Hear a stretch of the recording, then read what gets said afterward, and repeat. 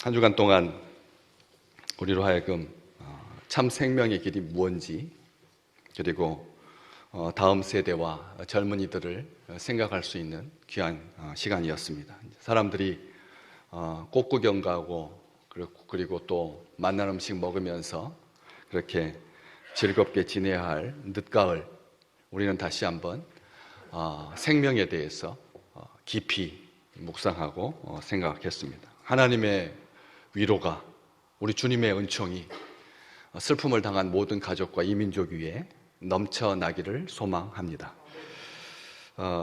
바울은 자랑하지 않고 싶어 합니다. 자랑을 안 하려고 합니다. 오늘 1절 말씀해 보면 자랑은 무익하다. 이로움이 하나도 없다. 자랑하면 이익이 하나도 없다. 무익하다라고 하는 것을 알았죠. 왜냐하면 자랑이라고 하는 것이 사람을 교만하게 만들고 또 거짓되게 만들고, 그리고 7절에 있는 것처럼 자만하게 만든다는 거예요. 자만하게. 자랑이 사람을 자만하게 만든다는 거죠. 상대방의 기분을 상하게 하고 결국은 시기와 분쟁을, 다툼을 일으키기 쉽습니다. 자랑하면. 예를 들어볼까요? 이사야서 39장에 히스기야 임금, 남유다의 히스기야 임금이 중병에, 죽을 병에 걸렸다가 하나님 앞에 기도해서 하나님께서 은혜로 그를 살려주셨습니다. 15년 더 연장시켜 주셨죠.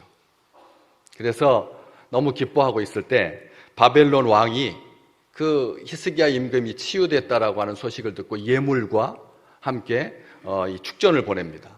그래서 그 사신들이 왔을 때 히스기야가 약간 즉흥적으로, 그리고 기분이 업돼서 나중에 전쟁이 일어날 줄도 모르고 이 자기 국고에 있는 모든 보물을 다 남김없이 보여주고 자랑합니다. 그랬다가 나중에 훗날 하나도 남김없이 다 빼앗기게 되는 거죠. 자랑이라고 하는 게 관계가 좋을 때는 축복하고 그리고 격려하는, 또 부러워하기도 하는 그런 요소일 수 있지만 나중에 관계가 틀어지게 되면 약탈의 대상이 된다는 거죠. 그래서 이 자랑이라고 하는 것이 그렇게 위험하다라고 하는 것을 성경을 통해서도 확인할 수 있는데, 오늘 1절 말씀에 바울은 부득불 자랑내가 한다. 부득불 자랑한다. 부득불이라고 하는 말은 자랑하고 싶지 않지만 내가 억지로 자랑한다. 우리 바울은 아시다시피 복음을 위해서, 주님을 위해서 아끼고 추구하던 모든 것들을 배설물처럼 버린 사람입니다. 그렇기 때문에 그는 자랑할 게 아무것도 없었습니다. 다 버렸으니까, 자랑하고 싶은 것을 싹 버렸으니까 자랑할 게 하나도 남아있지 않았습니다. 오직 예수 외에는 자랑하지 않기로 내가 작정했다. 바울이 말하는 것처럼 그렇게 그의 자랑은 없었습니다. 인간적인 자랑이 아닙니다. 여기에서 나오는 이 부득불 자랑하는 이 자랑은 인간적인 자랑이 아니라 1절에 보시는 바와 같이 주의 환상과 계시였습니다. 주님께 주의 환상, 다시 말하면 볼 수 없는 실체를 초자연적으로 보게 되는 게 주의 환상, 그러니까 주를 만났다는 겁니다. 바울이 주님을 만난 겁니다. 주의 환상을 봤으니까. 주의 환상을 받고 또 계시를 받았습니다. 계시는 감추어진 비밀을 나타내 주시는 것이 계시입니다. 신학적인 용어이고 세상에서 안 쓰는 용어이기 때문에 믿는 사람들은 늘 용어를 확인할 필요가 있습니다. 세상에서는 없는 겁니다. 환상도 없고 계시도 없습니다. 근데 바울은 주의 환상과 계시, 다른 환상, 천사의 환상도 있고, 그리고 또 지옥의 환상을 보는 사람도 있습니다. 그리고 멸망의 환상을 보는 사람들도 있죠. 노스트라다무스와 같이 중세시대 때 보는 것마다 다 이루어지는, 히틀러가 사망하는 것부터 시작해가지고 유태인들 삭살당하는 것, 이런 것들까지 다 내다보는, 그렇게 일반적인 자연적인 현상보다는 조금 특이한 그런 환상들을 보기도 하지만 주의 환상을 봤다, 주님의 환상을 봤다, 이것은 놀라운 일입니다. 이것은 모든 믿음의 사람들이 소망하는, 꿈꾸는, 주님을 보고 싶지 않겠습니까? 누구든지 다 주님을 보고 싶어 하는 거죠. 그런데 하나님을 뵈면 죽는다고 하니까 두렵기도 하고 또 초자연적인 실체를 눈으로, 인간적인 육신의 눈으로, 가시적인 그런 이 방법으로 볼 수가 없는 거죠. 그런데 바울은 보았습니다. 또 게다가 그렇게 뭐 한두 번 본 게 아니라 밑에 7절 말씀에 보면 여러 계시를 받았다. 여러 계시. 여러 계시를 받았다. 바울 표현대로 지극히 컸다. 우리가 어떤 계시를 받을 때 여러분 무언가를 계속 깊이 생각하면 꿈에도 그게 나옵니다. 아시잖아요. 막 계속 그것만 생각하면 꿈에도 나오죠. 그런데 그 꿈에 본다라고 하는 것이 굉장히 부분적인 거죠. 코끼리를 다 보는 게 아니라 귀만 보거나 옆구리만 보거나 발만 보지 전체를 보지 못하거든요. 계시가 굉장히 제한적입니다. 자기가 그것만 생각하고 있으니까. 왜냐하면 더 큰 그림을 그려야 되는데 자기가 그거 봤던 것은 사실은 위험한 것일 수도 있는데, 그렇기 때문에 큰 그림으로 봤을 때 하나님의 응답, 하나님의 계시가 더 온전하고 정확한 건데, 사람들은 자기 생각에 편승해서 그러한 것들로 아주 만족하거나 그것이 마치 다인 것처럼 생각하기 쉬운데, 바울은 그렇지 않았다라고 하는 것이죠. 여러 계시를 받았습니다. 한두 번으로 끝난 것이 아니라 놀라운 하나님의 계시를 볼 수 있었고 받았습니다.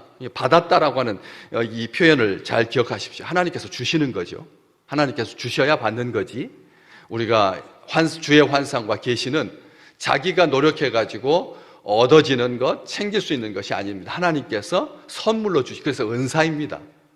환상과 계시는 은사이지 사람이 노력해서 얻을 수 있는, 획득할 수 있는 어떤 물건이나 그런 개념이 아니다라고 하는 것이죠. 그래서 이런 계시, 지극히 큰 계시를 받았습니다. 그런데 그는 왜 그렇게 그 계시들을 자랑하는 것 같죠? 그런데 자랑을 안 해요.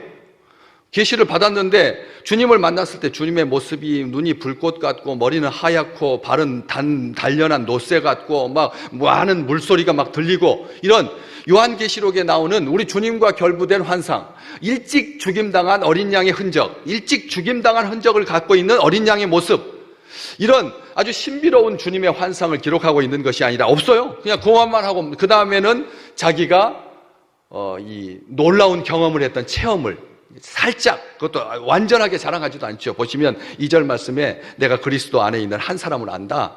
그가 14년 전에 셋째 하늘에 이끌려간 자였다. 그러면서 뒤에 어떤 성경에는 있기도 하고 어떤 사본에는 없기도 하는, 지금 구약의 사본이 아니거든요. 이 신약의 사본은 지금 이 고린도 전후서를 썼던 때가 50년대, 60년대, 주후 50년, 60년경, 지금으로 말하면 딱 2000년 전이거든요. 구약의 사본들은 3000년, 4000년 전이지만, 3000년, 4000년 전이지만 신약은 얼마 안 됐기 때문에 사본 간에 이렇게 다른 그런 확률이 적거든요. 구약 성경은 하도 오래돼가지고 들어가기도 하고 빠지기도 하겠지만, 신약 성경은 그렇게 변개될 수 있는 기간들이 없었으니까 구약을 변개하고 위조하지 신약을 변경하고 위조하는 사람은 없거든요. 그런데도 불구하고 사본마다 그 안에 그가 몸 안에 있었는지 몸 밖에 있었는지 나는 모르거니와 하나님만 아신다. 바울이 지금 자랑하지 않는 거죠. 자기가 셋째 하늘까지 올라갔는데, 셋째 하늘을 우리가 눈으로 보이는 그 하늘이 아니라 온전한 하늘, 하나님께서 계시는 하늘, 하나님께서 다스리시는 하늘, 우리 주님께서 부활하신 다음에 내가 아버지의 집에 가서 너희를 위해서 거처를 예비하면 다시 와서 너희들을 데려가겠다라고 말씀해 주셨던 바로 그 하늘, 하나님의 나라, 천국, 셋째 하늘이 바로 그런 곳이잖아요. 그런데 그 자랑마저도 온전하게 자랑하지 않는다. 부득불 자랑한다라고 하는 말은 자랑할 마음이 없다는 것입니다. 정말 자랑할 마음이 없다는 증거가 직접 주의 환상과 계시, 여러 계시, 큰 계시를 받았지만 마치 남의 일처럼, 2절 말씀에 내가 그리스도 안에 있는 한 사람을 안다, 남의 일처럼 말하고 있어요. 바울 자신이 그런 건데, 바울 자신이 셋째 하늘까지 올라가가지고 내가 몸 밖에 있었는지 몸 안에 있었는지 모르는 그런 정말 행복한, 온전한, 아름다운 그런 체험을 했음에도 불구하고 바울은 뭐라고 말하냐면 그리스도 안에 있는 한 사람이라고 말합니다. 셋째 하늘에 올라간 그 사람, 하늘에 이끌려갔다. 자기가 자력으로 올라간 것이 아니라 성령에 휘감겨서, 성령에 붙들림 바 되어서 성령의 주권하에 그런 놀라운 체험을 하게 되었다라고 하는 것입니다. 할 수만 있으면 자신을 드러내지 않으려고. 왜? 7절에 있는 것처럼 체험이 사람을 너무 자만하게 하고, 너무 자만하게 하고, 또 말씀보다 이 체험에 빠지기 쉽기 때문에 그렇습니다. 이단들은 힘주어 말하죠. 이단들 한번 들어보십시오. 나는 입신했다라고 말하고, 나는 환상을 보았다라고 말하고, 나는 직통 계시를 받았다라고 말합니다. 이단들이 가장 힘주어 말하는 것은 내가 환상을 보았다, 내가 영적인 세계를 체험했다. 다들 그렇게 말합니다. 직통 계시 받았다는 거죠. 개인적 체험과 직통 계시를 강조하고 절대시합니다. 때문에 하나님의 말씀이 아니라 교주의 말에 복종하고 기성교회는 썩었고 자신들만 선하고 옳다 하지요. 의롭다 합니다. 박태선, 전도관의 박태선도 처음에는 능력이 아주 많이 나타났습니다. 해서 자칭 하나님의 종이라고 선포했습니다. 능력이 막 나타났습니다. 눈만 쳐다봐도 앞에서 있던 사람이 흐물어지면서 쓰러지니까 어깨를 밀기만 하면 뒤로 그냥 쫙 뻗어가지고 그냥 사람이 경직되어가지고 꼼짝도 못하니까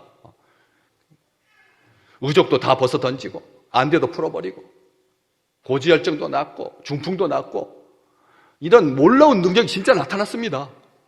그러니까 하나님의 종이라고 했죠. 자칭이어서 문제지만. 그러다가 환상과 계시를 너무 강조하다가 교만에 빠져서 교주가 되었고 자신을 하나님이라고 했습니다. 자신을 하나님이라고 하죠. 사탄의 종이 된 것입니다. 지금 우리 땅에 존재하고 있는 대부분의 이단은 바로 박태선의 전도관에서 비롯되었습니다. 박태선의 그 길을, 여로보암의 길을 지난주에 보셨던 것처럼 다윗의 길이 아니라 여호와께서 보시기에 정직한 길이 아니라 여호와의 보시기에 악한 길, 여로보암의 길로 다 행했지. 그들의 종말은 비참합니다. 조금 지나고 나면 교주들이 죽는 소식들이 계속 들려올 것입니다. 다가올 미래를 대비하라. 다미선교회 이장님, 한때는 성경을 번역했던 사람입니다. 한글 성경 중에 그가 번역위원으로 들어가서 성경을 번역할 만큼 정말 신실했던, 하나님의 말씀에 통달했던 그런 좋은 사람이었습니다. 착한 사람이었습니다. 그런데 나중에 체험을 믿고 따라가다가 큰 미혹에 빠졌어. 그래서 이렇게 비참한 길로 가게 된 것이죠. 말씀의 길로 간 것이 아니라 말씀에 기초한 믿음이 아니었기 때문에 그렇게 허망하게 사탄의 종이 되고 만 것입니다. 바울이 지금 부득불 자랑하는 이유는 딱 한 가지입니다. 가만히 교회에 들어온 거짓 교사들, 거짓 사도들, 그들은 유력한 사람들의 추천장을 가지고 들어왔습니다. 그리고 철학에 능통하고 화려한 언변으로 성도들을 미혹했습니다. 성도들을 얼마나 미혹했는지 성도들은 그들의 추천장과 학력과 외모와 언변술에 미혹당했고 바울의 심지어는 그걸로 끝난 것이 아니라 그러니까 추천장이 없는 바울의 사도성을 의심한 거죠. 바울은 추천장이 없는 거예요. 다른 거짓 교사들, 거짓 사도들은 딱 유대인들로부터 대제사장으로부터 추천장을 딱 받아가지고 오니까 얼마나 근거가 튼튼합니까? 그래서 바울은 무려 14년 동안 말하지 않았던, 14년 전에 셋째 하늘에 이끌려갔던 자기의 경험을 자기라고도 하지 아니하고 내가 그런 사람을 안다, 이렇게 말하고 있는 것입니다. 부득불 셋째 하늘을 자랑할 수밖에 없었던 것이죠. 그렇게 세상 웅변술로 출신 성분으로 율법의 지식으로 추천서로 더 나아가더니 신비한 체험을 자기의 의로 여기며 자랑하기 시작했습니다. 거짓 교사들이 신비 체험의 여부로 사람을 판단하기 시작했다는 거죠. 요즘도 인터넷 들어가 보시면 방언을 못하는 목사는 목사가 아니다, 방언을 못하는 성도는 가짜 그리스도인이다, 이런 말들이 아주 공공연하게 나돕니다. 어쩌다가 한번 방언한 거 가지고 그거 가지고 방언 못하면 사람도 아니다는 거죠. 한번 우리가 조사를 해보면 알잖아요. 우리 장로 교인 중에 방언으로 기도할 수 있는 분이 몇 %나 될 것 같아요? 없잖아요. 우리는 그걸 가지고 그리스도인, 비그리스도인 따지지 않으니까. 방언의 유무가 성령 받은 증거가 아니다라고 하는 것은 방언이 성령 받은 증거 중에 맨 뒤라는 것은 사랑이, 형제 사랑이, 형제 우애가, 오래 참음이, 자비와 양선이 하나님께서 주신 성령의 열매이지, 방언은 하나님께서 주시기도 하고 안 주시기도 하는, 선물은 모든 사람에게 주는 것은 선물이 아니잖아요. 그런 것처럼 아무것도 아닌데 한번 어쩌다가 방언하게 됐다고 나와가지고 뭐 그렇게 사람들을 판단하듯이 이 거짓 교사들이 신비한 체험의 여부로 신실함의 잣대를 삼았다는 거죠. 바울이 보기에 그들은 그저 어리석고 허망하고 불경건한 자들일 뿐이었습니다. 체험이 쓸모없다는 말 아닙니다. 바울이 여러 고난을 기쁨으로 감당할 수 있었던 것은 그가 주의 환상, 우리 주님의 환상, 주님을 만났기 때문입니다. 체험은 자기가 하나님으로부터 부름받았다라고 하는 것에 대한 확신이 됩니다. 사명을 감당할 수 있는 힘이 됩니다. 하나님 나라에 대한 소망을 가지고 주게 되고 세상 욕심을 버릴 수 있는 축복의 통로가 됩니다. 체험은 중요한 겁니다. 쓸모없다는 말 아닙니다. 그렇지만 체험이 사람을 거룩하게 하지 못한다는 거죠. 체험이 사람을 거룩하게 하는 건 아닙니다. 체험이 사람을, 경험이 존재를 바꾸지 못합니다. 영적인 세계가 열리면 열릴수록 우리는 작아지고 없어지죠. 바울이 말하잖아요. 이렇게 놀라운 은혜를 받았는데 셋째 하늘까지 올라가고 주의 환상을 보고 여러 개씩 지극히 큰 것을 봤는데도 불구하고 하나님께서 그를 교만하거나 자만하지 못하도록 육체의 가시, 사탄의 사자를 보내셔서 자기 사람을 하나님께서 딱 챙기신 거죠. 그렇기 때문에 바울은 이렇게 고백할 수 있었습니다. 나는 날마다 죽는다. 놀라운 체험을 했으면 날마다 살아야죠. 날마다 하늘 위에 있어야지. 성도들 위에 군림해야지. 너희들은 못했지. 너희들 주님 본 사람 있느냐? 손 들어봐라. 금방 확인되는 건데. 그렇게 하지 않았다라고 하는 거죠. 자기는 죽어 없어지고 하나님만 높이고 주님만 영광 받으시기를 주의 이름으로 축복합니다. 바울은 자기 의지나 자기 능력, 셋째 하늘에 간 것이 아니라 불가항력적으로 성령께 붙잡힌 되어서 성령께 완전히 지배된 상태에서 셋째 하늘에 이끌려갔다. 자신이 몸 안에 있었는지 몸 밖에 있었는지조차 알지 못한다. 하나님만이 아신다. 하나님이 아시는 것으로 그는 족했습니다. 그렇기 때문에 어떤 사본에는 있기도 하고 없기도 한 거죠. 하나님만 아시면 되니까. 그래서 더 이상 구체적으로 말하지 않죠. 조금 시작하다 맙니다. 아예 이렇게 말합니다. 4절과 5절이 여러분 잠깐 보시면 우리 한글 성경이 조금 어려워요. 그래서 제가 약간 다른 번역으로 읽어드리겠습니다. 4절, 그가 낙원으로 채어 올라가서 말할 수 없는 말들을 들었는데 사람들이 그것들을 말하는 것은 법에 어긋나느니라. 4절 말씀, 우리말을 쓰면은 그런 느낌이 없잖아요. 그렇죠? 사람이 가히 이르지 못할 말이로다. 이렇게 되어 있는데 앞에 자막에 보시는 것처럼 불법이다. 그렇게 말하는, 그것들을 말하는 것은 법에 어긋난다. 불법이라고 말해요, 아예. 바울은 말합니다. 그 다음에 6절도 앞부분 빼고 다 또 대동소이하니까 6절도 보면 그러나 어떤 사람이 직접 나를 보는 것이나 혹은 나에 관하여 듣는 것 이상으로 나에 대해 생각할까 염려하여 이제 그만두노라. 바울이 말하는 거예요. 바울이 하나님께서 자신을 괴롭히는 사탄의 사자, 육체의 가시에 대해서 오히려 말하죠. 5절 이하에 보면 그 육체의 가시를 말해요. 엄청난 주의 환상과 계시를 받은 것을 자랑하려고 하는 의도가 없도록 하나님께서 바울에게 사탄의 사자, 육체의 가시를 주셨습니다. 여러 계시를 받은 것이 지극히 크므로 너무 자만하지 않도록. 바울은 육체의 가시를 없애달라고 주께 3번 간구합니다. 주님은 그것을 허락하지 않으셨습니다. 대신 이렇게 말씀하셨죠. 9절 말씀, 내 은혜가 내게 족하도다. 이는 내 능력이 약한 데서 온전해지기 때문이다. 우리 주님께서 분명하게 말씀해 주셨습니다. 그가 진정으로 자랑하고 싶었던 것은 약한 가운데서 역사하시는 주님의 능력이었습니다. 거짓 교사들은 결코 흉내낼 수 없는, 그는 진심으로 그리스도의 능력이 약한 자신에게 머물기를 원했습니다. 그리스도 안에 있는 한 사람으로 만족한 것이죠. 에베소서 1장 4절에 에베소 교회에 바울은 이렇게 편지했습니다. 창세전에 그리스도 안에서 우리를 택하셨다. 그리스도 안에서 우리를 택하신 것이 그리스도 안에서 우리를 택하신 거라. 하나님이 이렇게 말합니다. 또 고린도전서 1장 30절에도 너희는 하나님으로부터 나서 그리스도 예수 안에 있는 자들이다. 성도들을 향하여서 다 그리스도 안에 있는 사람, 자기는 그리스도 안에 있는 한 사람이라고 제3자의 입장으로 말하고, 성도들에 대해서는 너희는 그리스도 안에 있는 자다. 너희는 태초부터 하나님께서 택한 자다. 그리스도 안에서. 갈라디아서 3장 26절 우리 같이 고백하겠습니다. 너희가 다 믿음으로 말미암아 그리스도 예수 안에서 하나님의 아들이 되었으니. 바울은 자기는 그리스도 안에 있는 한 사람에 불과하고, 너희는 고린도 교회 성도들은 믿음으로 말미암아 그리스도 예수 안에서 하나님의 아들이 되었다. 이렇게 말하고 있는 것이죠. 이게 축복인 겁니다. 이게 아름다움인 것이죠. 그래서 로마서 8장에서 바울은 그렇게 고백할 수 있었던 거죠. 내가 확신한다. 사망이나 생명이나 천사들이나 권세자들이나 현재일이나 장래일이나 능력이나 높음이나 깊음이나 다른 어떤 피조물이라도 우리 주 그리스도 예수 안에 있는 하나님의 사랑에서 결코 끊을 수가 없다. 이렇게 말하고 있는 것이죠.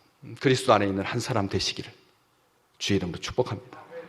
그리스도 안에 있는 자들입니다. 우리는 하나님께 태초부터 그리스도 안에 있도록 믿음으로 말미암아 그리스도 안에 있게 하나님께서 복 주신 사람인 거죠. 세상에는 딱 두 종류의 사람이 있습니다. 아담 안에 있는 사람, 그리스도 안에 있는 사람. 두 종류의 사람만 있습니다. 아담 안에 있느냐, 그리스도 안에 있느냐. 눈물 젖은 빵의 여부로 사람을 판단하지 마십시오. 그런 씨도 먹히지 않습니다. 눈물 젖은 빵으로 세대를 구분하지도 마십시오. 아담 안에 있는 사람은 죽음이 넘치는 사람입니다. 사망이 왕노릇하는 사람입니다. 그리스도 바깥에 있는 사람입니다. 그리스도 바깥에 있는 사람은 참된 기쁨도 참된 평안도 없습니다. 주 바깥에서는 선한 것이 아무것도 없습니다. 우리가 오늘 주님의 몸 안에 계시는 겁니다. 교회는 내 몸이라고 주님께서 말씀하셨잖아요. 교회는 주님의 몸이잖아요. 그렇기 때문에 우리가 주의 전에 올라와서 이렇게 예배를 드리는 것, 주님 안에 있는 것이죠. 주님 안에, 주님의 사랑 가운데 거하시는 거예요. 주님의 은혜 가운데 있는 것이요. 주님께서 우리를 기뻐하신다는 증거인 거죠. 우리 주님께서 그렇게 우리 주님 안에 있도록 우리를 불러주시고 사랑해 주시고 초청해 주시고 은혜를 베풀어 주시고, 그래서 예수 그리스도 안에 있는 사람에게는 하나님의 은혜가, 선물이, 좋은 것이, 성령이 흘러 넘치게 돼 있는 것입니다. 예수 안에 있는 자, 정죄와 심판이 없다. 바울은 나중에 말하잖아요. 예수 안에 있는 자에게는 생명의 성령의 법이 우리를 운행하여서, 주관하여서 정죄와 사망의 법이 우리를 함부로 할 수가 없다고. 정죄하지 않고. 그래서 정죄와 심판을 덮어주시는 의롭다 하시는 선물을 받아서 누리는 칭의의 선물이 넘쳐나는 그런 삶을 살게 되는 것이죠. 예수 안에 있는 사람에게는 범죄함이 없습니다. 하나님의 사람들은 범죄하지 않습니다. 범죄할 생각도 갖지 않습니다. 하나님을 만홀히 여기는 것이기 때문에 그것에 대해서는 꿈도 꾸지 않습니다. 결코 정죄함이 없는 거죠. 화평하고 관용하고 양순하며 긍휼과 선한 열매가 가득하고 편견과 거짓이 없는 삶을 예수 안에 있는 사람들에게 하나님께서 살 힘과 능력을 더하여 주십니다. 특별히 하나 더 있습니다. 둘째 사망의 다스림을 받지 않게 된다고. 예수 안에 있는 사람에게는 첫째 사망, 안타까운 죽음들 얼마나 많습니까? 얼마나 온통 세상이 다 죽은 줄 알았는데 9일 만에 두 분이 다시 살아서 자기가 걸어서 나오셨잖아요. 모닥불 쬐면서 반장이 이제 조수한테 격려하면서 괜찮다고, 위에서 막 드릴 뚫는 소리가 다 들리니까 소망을 가지고 커피 믹스 타 먹으면서 9일을 버텨가지고 살아서 나왔잖아요. 사람이 산다라고 하는 것이 이게 얼마나 귀한 일인데, 다들 그런 마음으로 서로 사랑하면서 살아야 되잖아요. 지금 나왔을 때 부모님 산소에 가서 뵙고 싶다고 나오신 분이 그런 이야기를 했대잖아요. 평상시는 그런 생각도 못하고 자기 삶에 그냥 찌들려서 막장처럼 그렇게 살았는데 죽음의 위치에 있다가 나를 보니까 나를 사랑하시고 나를 낳아주시고 나에게 생명 주신 부모님이 그리워서 그 부모님 산소에 가서 인사드리고 싶다. 그런 마음, 그 마음이 죽을 때까지 계속 가기를 저는 소망합니다. 그게 아름다운 마음이고 따뜻한 마음이잖아요. 그런데 우리는 금방 변하거든. 하나님께서 주신 그 새 생명으로 삶에도 불구하고 우리는 그 마음을 끝까지 유지 못하고, 오죽했으면 이 지구상에서 제일 빨리 잊어버리는 사람들이 한국 사람들이다. 기억을 너무나 빨리빨리, 초단기 망각증에 걸려가지고 그냥 이렇게 떼죽음을 당한 사건이 있는데도 불구하고 그냥 처음에 막 그러다가 그 다음에 그냥 싹 사그러져가지고 또 나가지고 또 뭐하고 이제는 여의도에 불꽃놀이 축제도 가서는 안 된다. 10만 명 넘는 지방 축제에 갔다가는 압사당한다. 지금 별소리를 다 하고 있습니다.